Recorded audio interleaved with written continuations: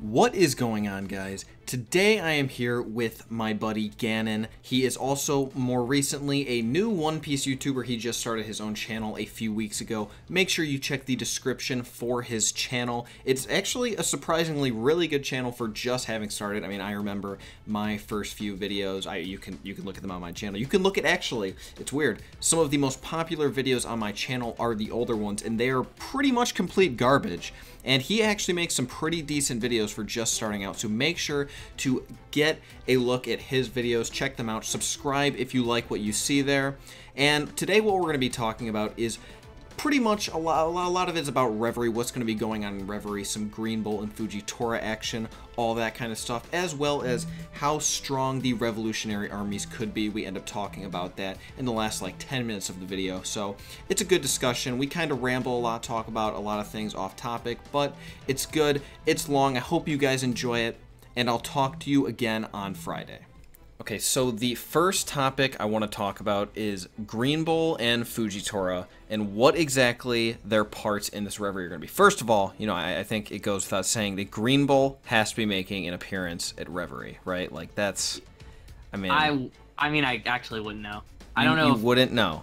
I mean, I don't know if Reverie's the perfect time to reveal Greenbull. What do you mean? What would be the? I'm surprised he hasn't been already. But like, what? I was assuming that he's going to show up in Wano. I do think he's going to be a part of Wano, but I'm pretty sure all the admirals are going to be at Reverie. I don't think all of them are. Are you out of your goddamn mind? A little bit, yeah. I mean, I don't see a reason why all of them should be at Reverie. I don't understand it. I don't know, because, like, shit's going down, right? Like, they don't know that shit's going down, I mean, Fujitora seemed to think that he was just, like, gonna be there. I mean, now it's, you know, that's a little bit different. I think Fujitora is gonna be there. I don't know if Greenbull is gonna be there, and I definitely don't see any I don't see any evidence that all of them are gonna be there. Like it doesn't make sense. So what are they gonna be doing? It doesn't make sense for me to, like, have all the admirals in one place for anything less than a war. You know what I mean? That is true, but I mean, and if there's going to be any two admirals there, I mean, I get what you're saying. It's probably going to be the two new ones, but Fujitora is probably not going to be there by design, since he's in trouble right now and he's not supposed to be at any military base. But you know, Marie-Joie isn't exactly a military base, so he's probably going to show up unannounced. I mean, yeah, even if it was considered a military base or whatever, I'm pretty sure he would just show up anyway. That's kind of the conclusion that I've come to. Because, well, I mean, what would happen then? What, is Akainu going to be like, nope, you got to get out of here? No, like, he would just be upset, and that would be you know what's really saucy about that is that Fujitora is not somebody who's going to commit treason, obviously, but he wants to see reform in the world government. Maybe he's going to go there and present some policy in front of the Reverie. That would be pretty saucy. Oh, well, yeah. I mean, he's definitely going to be speaking his mind. I think, you know, the big thing he's going to be focusing on is the warlords, since that is, by his own words, like, his ultimate goal, taking down the warlords. But yeah, the warlord system. But I'm surprised you would think that Greenbull might not be there. I feel like it's almost guaranteed at this point. It would be kind of lame, I suppose. I mean, I don't know. We can't expect too much firepower to be there if we expect the revolutionaries to show up, because they're gonna get shot down like immediately if they're. Well, hang on. The thing is, though, in the last chapter, they were actually, Oda was making a huge point about how pretty much all Navy forces, like all around the world, have been withdrawn because they're going to Marie-Joie. You think that's what was going on with Peachbeard?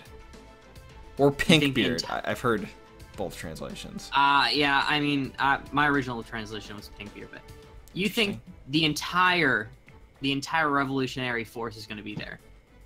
Like, have an all-out war at Marie-Joie. You mean the Navy force? Oh, no. I thought you were talking about the revolutionaries were all getting together. Well, that's also possible, but no. I'm saying that the reason that Peachbeard or Pinkbeard was attacking those people is because there wasn't a navy around. Right, they were all withdrawn to Marie-Joie. So, I mean, I think they all got to be there, right? I mean, dude, but then what are the revolutionaries gonna do? Because I don't know about you, but I mean, Bello Betty could not go up against an admiral, maybe barely even a top. Well, I'm not admiral. exactly expecting an all-out war. I mean, neither am I, but like, what are they planning on doing then? Oh, I don't know. I'm thinking it's going to be like a genius operation. Something that probably consists of Sabo doing a lot. I mean, I'm thinking Dragon's going to be the real. Do you think we're gonna get we're gonna get a reveal from Dragon finally at Reverie? Wouldn't that be cool? A reveal? Like, as in his ability. Oh yeah. I can't. I mean, that's what I'm saying. Like, I think he's going to be so overwhelmingly powerful that he could even make it so like it's not as simple as commanders versus admirals or whatever, which would never happen, by the way. I've heard people actually say that the revolutionary commanders are equivalent to admirals in power, which is that's the stupidest thing I've complete ever heard. nonsense. If I were to ever see an admiral parallel, it would be between Luffy's like 3 quote-unquote commanders now. Do you know what I mean? Right. If there was going to be any parallel between, you know, the admirals, and they are still far from ever 1v1ing an admiral, maybe right. Zoro, except for maybe Zoro. Zoro couldn't probably totally beat one yet, but he's really close in my opinion. I mean, I don't think Luffy could either, but... Are you insane? I don't know. I mean, like... What? After the Katakuri fight, and I mean, like, in between Wano, I think there's a good chance that he can maybe... Oh, yeah. If he gave everything... By the end of Wano, for sure, but I'm talking right meow. I mean, come on, like, if he gave his all, then maybe he could probably defeat somebody like Fujitora. Oh, please. Or Kizaru. What the fuck? Why Kizaru? What do you... Why Kizaru? I don't know. Why not Greenbull? Those are the 2 ones that seem the weakest to me, and I don't know what Greenbull does. You think Greenbull's gonna be the strongest of the 3? No, I just don't know what he does, so I can't say right now. I'm just saying I know Fujitora, in my eyes, has the weakest in ability. And then Kizaru is just, by default, the weakest of the original 3, right? It was pretty much the Akainu and Aokiji party back then. I mean, I would agree with that, even though some people don't. Some people think Kizaru is the strongest character in the series, so there's that. I mean, when I first saw him, I thought he was fucking unreal. I mean, and I think I think that impression stuck with a lot of people, but as the series went on, you could see how vulnerable he was to high-level characters. I mean, I was under, like, the same spell for, you know, a few chapters, and then almost immediately he is completely halted by, like, 70-year-old Rayleigh. So, yeah, while that's still good, it's like, okay, he's not even close to unstoppable. It's the Dark King. It's the Dark King. That's what they call me, yes. But, like, I mean, his Devil Fruit is pretty badass. The ability to turn into light. It's one of the coolest ones in the series. Oh, but it definitely besides that, I'd like to transition into something that I found that's going to play probably a big part at Reverie. Maybe, like, a little twist in the plot. And that's that Stelly is going to be there. And do you know who Stelly is? Mm-hmm. Yeah, that's... Why would he be there? Because he is actually, like, a king of the Goa Kingdom now. Is that the case? Yes, it is. When did we find out about that? He's confirmed going to be there. I think it was confirmed in a minor panel, but it was definitely confirmed in the anime. Oh my god, that's... Wait, why was he even in line for royalty? Because he was, you know... I know there were nobles, but, like, they weren't... He's basically, Sabo's replacement, too. I understand that, but Sabo was not of royal blood, he was of noble blood. Correct. That I couldn't explain to you, but he's definitely... What if he's a badass? No, he's a dick. I know he's a dick, but, like, I mean, how did he become the king there? I don't know, I mean... Maybe he's a badass. Doesn't really seem that impressive. No, he didn't. If you're a world noble, you could probably easily become a king of a minor kingdom. It doesn't seem that impressive to me. I doubt he's a badass. He seems like a little bitch. But the interesting mechanic that's going to play out there is Sabo and how he's going to react to meeting him. It might lead to like a little badass frame moment, similar to when Sanji stood in front of his family at the wedding, something like that. Maybe you could look him in the eyes. I don't know, maybe some dialogue there. It's definitely going to thicken the plot. Do you think Stelly... No, he can't know that Sabo's alive, right? I mean, Sabo didn't even know who he was until, like, 2 years ago. I think when they're going to meet face to face, both of them are gonna understand what's going on. Yeah, I wonder if Sabo even remembers him now. He probably does, right? He got all of his memory back, I'm assuming. Yeah, he did. When Ace died, I'm pretty sure that like fixed his amnesia. You'd think he could even anticipate that his brother would be there, because he might like look into the Goa Kingdom after he realized everything. But I just thought it was interesting that somebody that kind of made Sabo's past pretty bad is gonna be there, and I think it might be interesting mechanic that might spice things up a little bit. I wonder how that would play out. I mean, I don't think the revolutionaries are obviously really looking to like harm any of the rulers, so that's not a problem. But still, I don't think they're definitely not trying to make enemies with them. They're trying to make enemies with the celestial dragons. Right. Right. Maybe. Oh, now that you say that, that brings up something interesting. Okay, what if they're not going there for a fight? What if they're going there to expose the celestial dragons in front of all the world's leaders? What if they have solid proof, like dirt, that they could show them to prove that the world government is ultimately evil, and then everybody's gonna see it? You really think? And they're all going, or a majority of them are to be convinced to turn against the world government and like secede. Okay, there is no way all of that is happening. Dude, but what if that's their plan? What? That is not a dragon-like plan at all.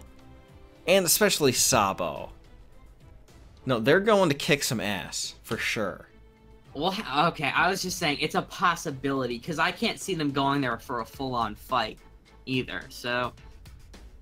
Maybe they're just trying to gain the power of the, the world kings and queens. What do you mean? Like I'm saying, they're trying to convince the people of the summit that the world government is horrible and to join and support the revolutionaries. I really can't see that being a viable option. I mean, pretty much every kingdom that we know is attending, with the exception of Dressrosa, which really, again, is not even that powerful, is like pretty fucking weak, to the point that if they ever dared oppose the world government, I mean, they'd be Ohara'd. True, but like, I mean, no kingdom in One Piece like we've seen so far, except maybe for like, I mean, what? Like, why would Dragon even want that? Like, if that plan was offered up, like, at the discussion table for the revolutionaries, he'd be like, what are we gonna do with them? Like, we're just gonna send them in to get killed? He's been like, that's what they've been doing this whole time. They've been trying to overthrow the world government's rule in multiple kingdoms, just little by little. That's what the revolutionaries have been doing. Right, so wouldn't it make sense for them to go to the World Summit and just try to get to the support of the rest of the world's leaders in one foul swoop? I mean, it's not that convoluted when you think about it that way. I would be blown away if that was to happen, for sure. I would be massively disappointed, in fact. What if they did it in a really badass way? How? I don't know. I mean, what do you mean? You could say that about anything. Leave it up to Oda. I don't know what to tell you. You could say, what if Sabo one day just decides to surrender to the world government?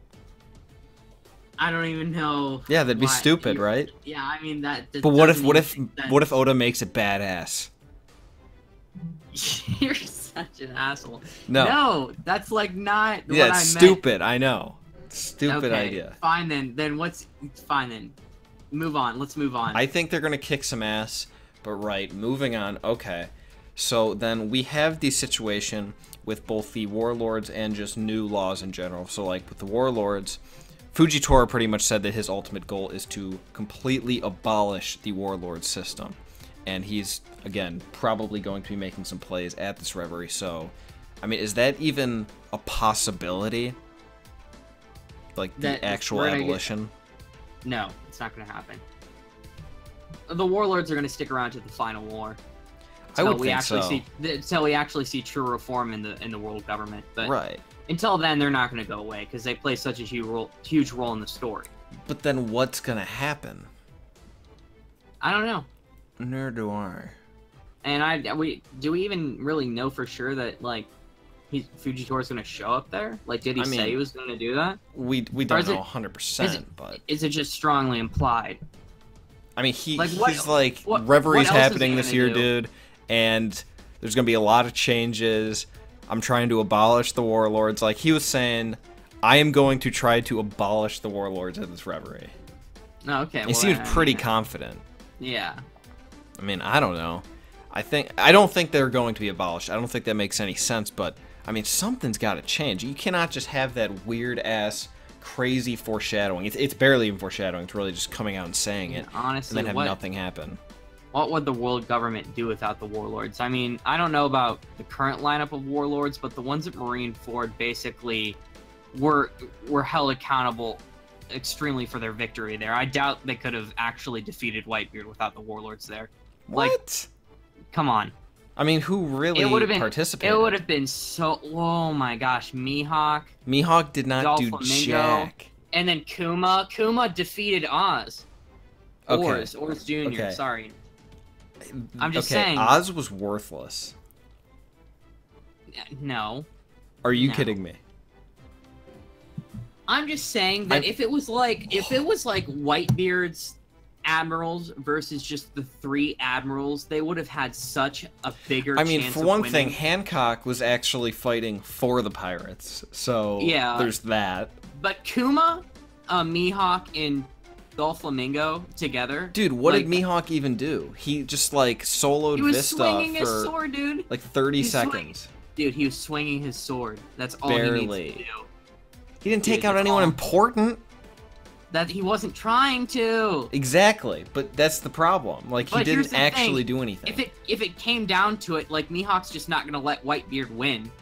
That's just another huge giant wall they have in front of. I don't think that's true at all. Why would he care? I'm just saying, like, Mihawk's just not gonna like let Whitebeard like win at Marineford. I'm sorry. I mean, he didn't really seem to intervene when Whitebeard was smashing Akainu's head into the ground. Listen, nobody cares about Akainu's well-being, alright? Nobody cares about him. Okay, I guess I'll keep that in mind. He's a dick, but... Good point. But, honestly, the downscaling of those characters pre-time skip really makes you shudder about what they could have done at Marineford. Oh, yeah, if they were actually like, trying... If yeah, Dofi was trying? Doflamingo, yeah. Even like Hancock. Doflamingo, just think if he utilized the birdcage at Marineford. Yeah, I don't know how exactly that would work, but... And then just Doflamingo, and then especially Kuma, he still worked. And you know how I feel about the pop-off fruit. I think it's like definitely top 3 strongest fruits in the verse. Yeah, it's very, very likely. And then also we have Mihawk, and the man's clearly a god. I mean, he could have been, like, the 2nd strongest character there. Yeah, probably. Like, behind Whitebeard, I'm thinking. Yeah. The man is pretty much seen to be a god. He's defeated Shanks, like, confirmed before. Right. People claim that that's not true, but they just cannot accept reality for some reason. Yeah, I mean, he's beat Shanks at some front, you know what I mean? He's bested him at swordsmanship alone. I wouldn't go as far to argue that Shanks isn't probably the strongest character that utilizes hockey at the moment in the verse. I think that's pretty much the case with him. Do you know what I mean? No, I don't exactly know what you meant by that. He's the strongest hockey user in One Piece currently. I think he has surpassed Rayleigh. Okay, no shit. I think he's surpassed Prime Rayleigh. I think he must have had to become a Yonko. Sure. So I think that Mihawk definitely doesn't have like the same hockey, but he's definitely bested him in swordsmanship. But I don't know why we're here again when we're talking about the Reverie. It's all fantastic discussion. Well, we weren't exactly talking about Reverie. We kind of were talking about the new laws that could come into place. There's not that much policy that I can think about in the One Piece universe besides the warlord system, and it's not going away. I doubt the world government's gonna let that happen. That's gonna be really tough. I mean, there could maybe be some modifications of some sort, like maybe they'll have less ability to do what they want. I mean, what Dofi did was pretty over the top. With with that in mind, like, what does the Reverie even mean? Like, how much power do these kings even have to make change? Who fucking knows? I mean, Yeah, even like, if they could do whatever they want, there's like however many of them, like 20. So their individual power is pretty limited. It's said that the kings who currently rule over the kingdoms are descendants of, like, the celestial dragons, 20. aren't they? Yeah. Maybe they're gonna get fucking fed up. Maybe they're just gonna be fed up, and everybody's gonna show their frustrations at Reverie, and then that also brings the point that maybe they're gonna be influenced by the revolutionaries. I think it's definitely possible. I don't really think they're going to be fed up because, I mean, it was made pretty clear in the flashback with Vivi that really, like, any provocation between any of the kings could actually, like, turn out to be an entire war. I don't really consider the majority of these people to be really mature or even caring about their kingdom unless it's, like, for selfish reasons. I think it's going to be split up in half. Maybe. That's definitely possible.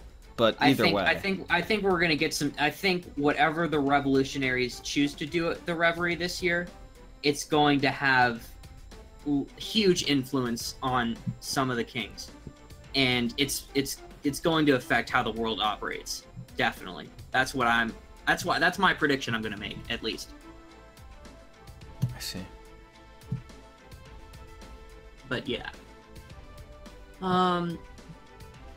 So are all the commanders going to show up at Reverie, do you think? Oh yeah, They're definitely gonna have an impact there, but I mean, they're supposed to be on their way to Okama Land. oh boy, Like they're supposed to be there right now, but they got stopped by Peachbeard, so they should be there any moment, and then they're gonna head on in. By the way, what's your thoughts on the new commanders, like, as a whole? How do you feel about them? Well, I know that you despise them. I don't despise them. I've thought about it, and I know why I didn't like them at first. I mean, It's what? Go ahead. Go ahead. I like all of their character designs. I mean, Morley's is probably the worst, but I guess whatever. What can you really do with a giant anyway? Morley's the giant Okama one, right? Yeah. He's like my second favorite, I think. Well, isn't Karasu your favorite? Yes, You're telling me Lindbergh is not your second then? No, Lindbergh's on the bottom. I don't like him. Dude, that is such an unpopular opinion. That is not Lindbergh normal at all. Seems goofy as shit. Like, yeah, he looks awesome. No, I'm the most disappointed in him. Are you like, kidding me? Are you kidding me? I just thought the design was so corny. Corny. And so, like, it was really corny. Like, he looked like some Alice in Wonderland cat with a ice You didn't gun, even realize he was a cat at first. I know, I knew it. Everybody's like, he's a cat mink, he's a cat mink, that's so cool. And I was like, I guess, I mean... Oh my god, he is so awesome. I cannot wait to see what he's gonna... Dude, I'm telling you, he's gonna end up being your favorite. I don't know. I don't really think the commanders are gonna have that much of a lasting impression on me. Like, I don't have high hopes. Oh, they're definitely being built up to be really important, especially considering Betty's fruit. I mean, Betty's fruit was perfect for her. It's just like super OP. Karasu is the only one that really seems cool to me, and then the giant guy, I feel like I'm gonna like him personally, just the way he behaves. And then Bello Betty's interesting. Okay, I like her. And then Lindbergh, just man's named after some cheese, right? He's gross. I don't like him. Do you think? Have you heard the theory that Betty is Luffy's mom? Yeah, it's retarded. Yeah, it's really bad.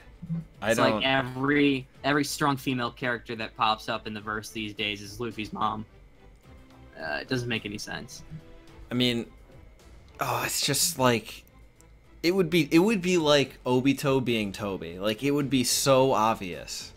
Yeah, it would just be stupid. I really don't think we'll ever see Luffy's mom. I don't think it's necessary. I think it's one of those things like we're never gonna see Gold Roger's ability. Right. You know what I mean? It's just inferred like, that, you know, it happened, it was pretty cool, but if we actually knew the mystery behind it, it wouldn't make the story any better. It's just so unnecessary. Like, Luffy is so above that shit. Yeah. He doesn't need a mom. He's even almost above his dad, really. I know. He doesn't need him. He doesn't need him at all. He just happens to be there. He just happens to be connected to him through Right. blood, and it doesn't affect his character in any way ever. Yeah, I might be disappointed if he ended up having a mom. Well, I mean, I know he has a mother, but like if she shows up like that, Yeah. I just think, oh my god, what is this? This is so unnecessary. Oh. Also, one thing I'd also like to finally touch up on is after seeing the Commanders and Sabo, I'm feeling that the true only two people in the whole Revolutionary Army that could deal with top two characters have to be like Sabo and Dragon, right? Like nobody else seems that impressive to me.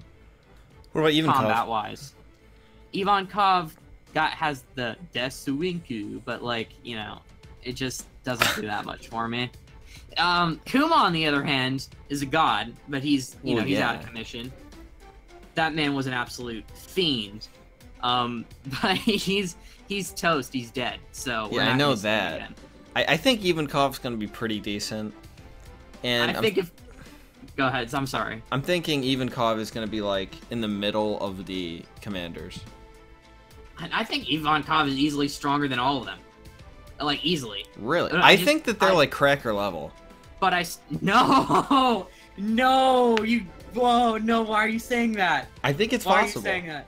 Dude, Cracker would 1v1 each one of the Commanders and absolutely annihilate them.